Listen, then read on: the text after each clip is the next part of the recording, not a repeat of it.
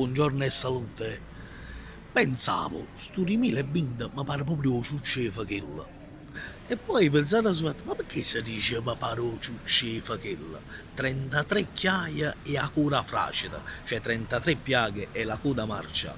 In pratica, da alcune fonti, sembra che questo Fachella era il soprannome di un uomo, nativo di Torre del Greco, un certo Domenico Ascione, Don Mimì, che teneva sto ciucciarella e andava a fare trasporti di merce alimentare, vettovaglie, nel rione Luttazzi, cioè a Napoli, la di Gianturca.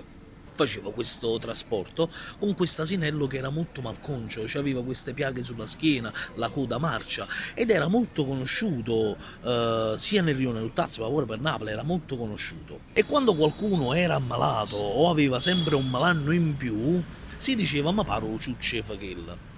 Ma come è stato reso famoso questo Ciucce Fachella?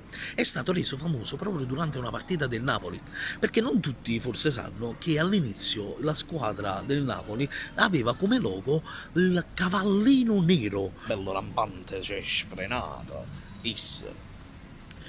Però non gli portava, diciamo, fortuna, tra virgolette, perché perdeva tutte le partite sto Napoli.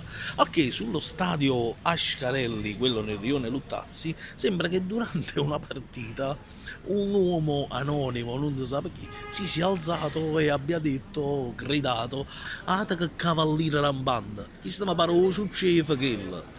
Da allora un giornalista l'ha riportato poi sul giornale e sembra che sia stato reso famoso proprio da questo. Si dice di chi è una persona cagionevole di salute, chi è sempre malato, chi tiene sempre un malanno più, e si dice oh ma paro ciuccefa che 33 chiaia e a cura frascita. Eh, sto 2020 mi pare proprio ciuccefa che. Buona storia.